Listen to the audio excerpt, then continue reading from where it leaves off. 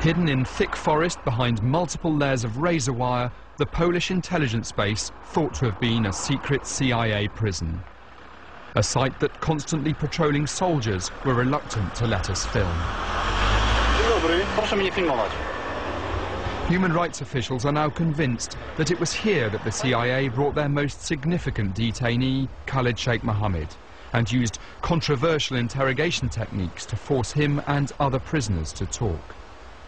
They were subject to very intense torture during interrogation, including, as far as we understand, waterboarding.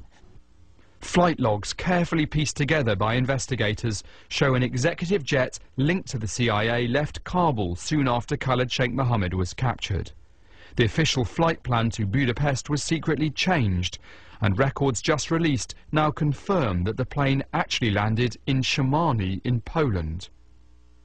We travelled to the small airport that documents finally obtained through Freedom of Information requests now prove was visited by half a dozen CIA aircraft in 2003. So the paper trail suggests that within days of being detained in Pakistan, Khalid Sheikh Mohammed was brought here to a remote, windswept airstrip in northeast Poland, a place that the CIA could operate in complete secrecy. A senior airport employee told us that after landing, the American planes would head to the far end of the runway to meet vehicles from the intelligence base. In an internal report, the CIA's Inspector General concluded, Khalid Sheikh Mohammed received 183 applications of the waterboard in March 2003.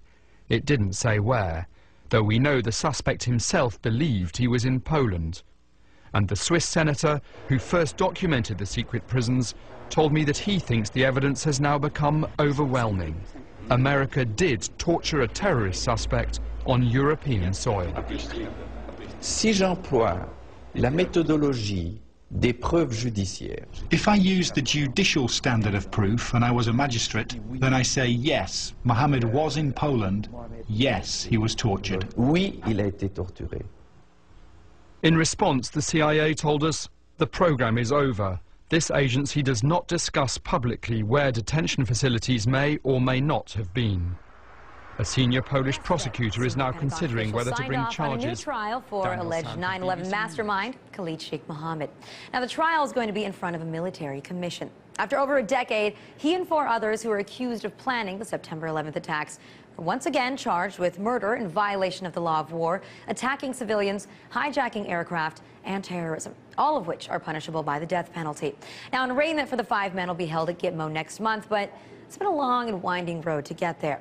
See, they were originally charged in a military commission back in 2008. When the Obama administration came to Washington, they put it on hold because they wanted the suspects to face trial at the scene of the crime in a federal civilian court.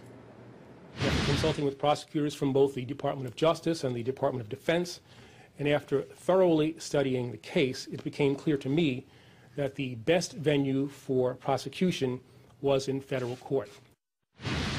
Now, Obama and Holder fully believed 100% that the men should be tried in civilian court, and even Mayor Michael Bloomberg expressed his support for that move. Not only did Bloomberg say that his city's police force could handle the security, but he also said the following. He said it is fitting that 9/11 suspects face justice near the World Trade Center site, where so many New Yorkers were murdered. But then, the media stepped in.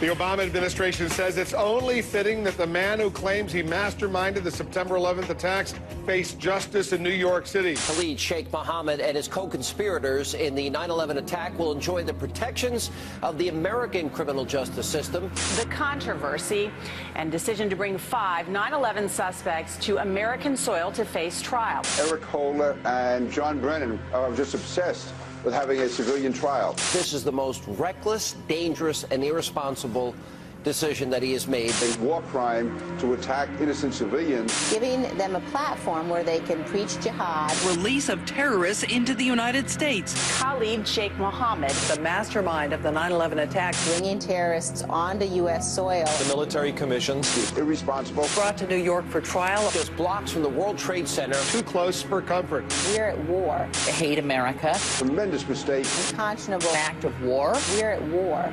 Lives of Americans. Giving them a platform platform. Propaganda vehicles within our borders. Stouchy. Now, by the end of 2010, Congress decided to join the hysteria and block the transfer of Gitmo detainees to the U.S. for any reason, including the purpose of standing trial. And they passed actual legislation to keep KSM from coming to the States. And then it didn't take long after that for Mayor Bloomberg to cave. My hope is that the Attorney General and the President decide to change their mind. So as one politician after another succumbed to the media drumbeat, Eric Holder reluctantly changed his stance on where KSM and the 4 others would be tried. Now, unfortunately, since I made that decision, members of Congress have intervened and imposed restrictions blocking the administration from bringing any Guantanamo detainees to trial in the United States, regardless of the venue. I have to deal with the situation as I find it, and I have reluctantly made the determination that these cases should be brought in a military commission. And here we are today with word that KSM will be charged again, and all litigation will have to start from the beginning, too, in a military commission. Thanks to a mainstream media all too willing to play into a fake controversy, giddy to use the 24-hour news cycle to deliver Peter King's fear-mongering for days and days on end. Now, all of that is despite the fact that other Guantanamo detainees, like Ahmed Gilani, have since been sent to New York for a civilian trial, and guess what? Nobody even cared about it. It was a typical trial and a typical day in New York. And in fact, 240 individuals have gone through our civilian courts who were sent to prison after being convicted of terrorist-related crimes, and those were all after 9/11.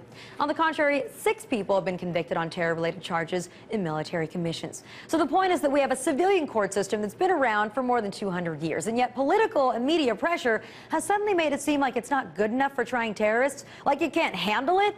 The truth is that there are those that want this to go on far away from public view. The truth is that many of these people have been tortured, and our government's own treatment of them would mean that evidence or statements obtained under those circumstances wouldn't count. So they want to try and skirt the system. And the truth is, if terrorism trials can go by successfully, unnoticed in our civilian courts, then how in the hell are they going to keep the people scared? And so that is why KSM will be facing a military commission next month, and that's why the fight to try him in our civilian court system is officially dead. It's not about justice, it's not about agenda, it's not about mobilizing people, it's about dialing for corporate dollars. These 2 parties have sold the U.S. government and the American people to the highest bidders.